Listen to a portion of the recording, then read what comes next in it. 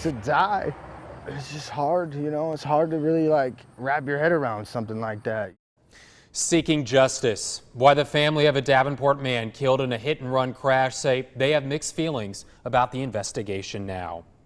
Welcome into the first half hour here of News 8 at 11. I'm Jonathan Ketz. And I'm Angie Sharp. Thank you for joining us. Julie has the morning off.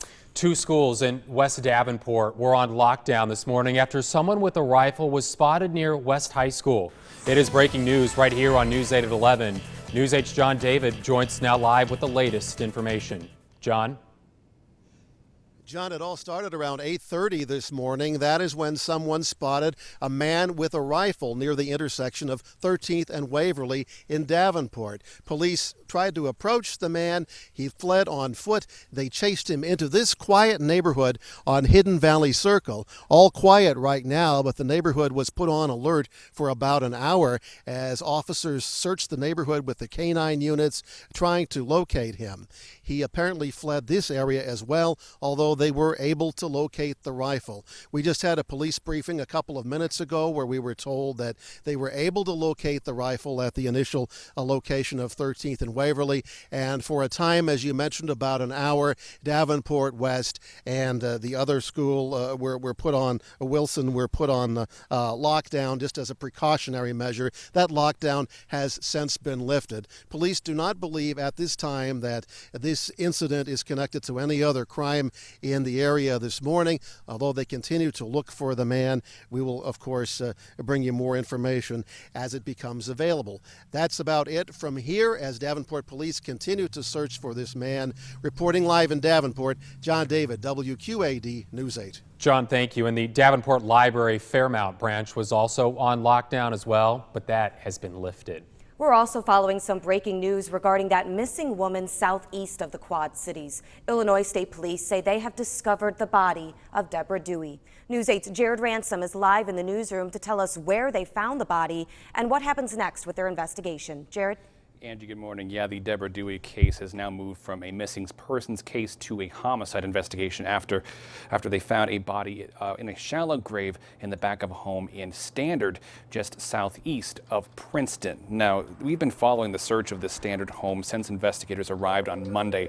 At that time, there was no word on why the home along Illinois Route 71 and 5th Street became part of the investigation, but now we know that information they uncovered in their work pointed to the home being a crucial part of the case. Dewey was identified through dental records during the autopsy. She'd been missing since August 22nd, last seen in Spring Valley, Illinois. Her car was found unlocked at a truck stop along Illinois Route 47 north of I-80. Now that Dewey's body has been found and identified, investigators are hoping to figure out who or what caused the death of Dewey in this situation. WQAD's Megan Noe is at the scene right now, and we're going to have more on this as it becomes available. Reporting live in the newsroom, Jared Ransom, WQAD News 8. More updates at WQAD.com as well. Thank you, Jared. And if you have any information that could help investigators, you're asked to call Illinois State Police. Well, Bettendorf police are investigating a report that a man tried to get a girl into his truck. The incident happened Monday night on Wakanda Drive. Police say the 12-year-old was on the sidewalk when a man in his 50s pulled up in a purple-colored Ford pickup truck, opened the passenger side door, and said, "Get in the truck." The girl was able to get away, but if you do have any additional information, you are asked to call Bettendorf police. Well, the family of a man killed in a hit and run over the weekend says that they have mixed feelings about the investigation.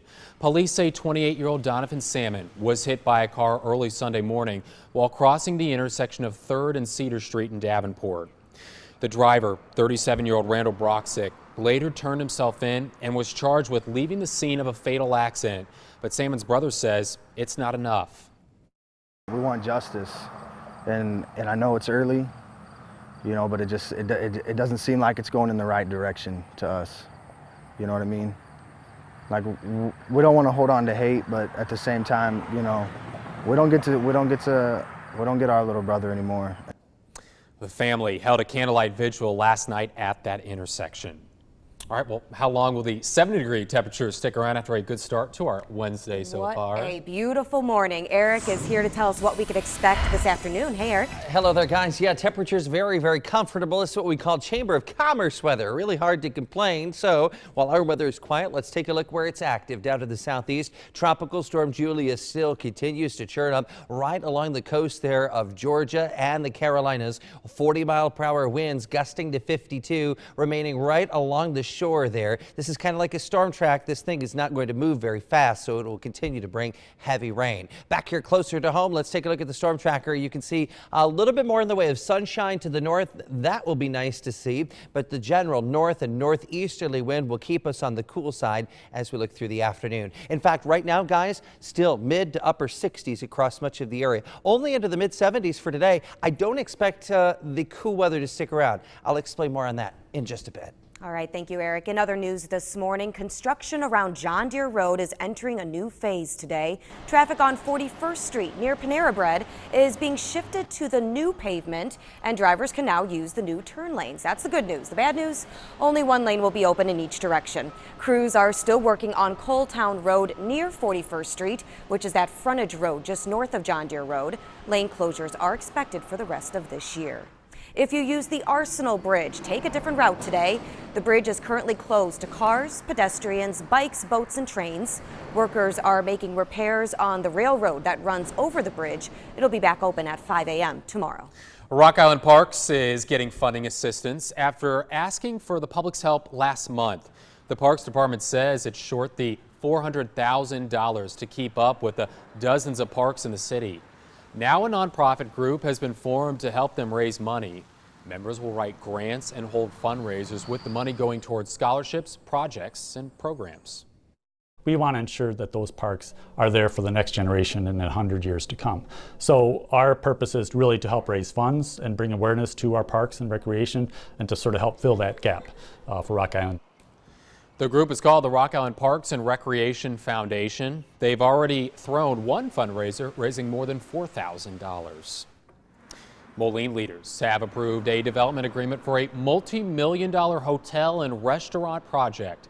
Developers want to transform the vacant Fifth Avenue building, which is right next to the former La Flama restaurant. Plans include a high-end hotel and a rooftop bar.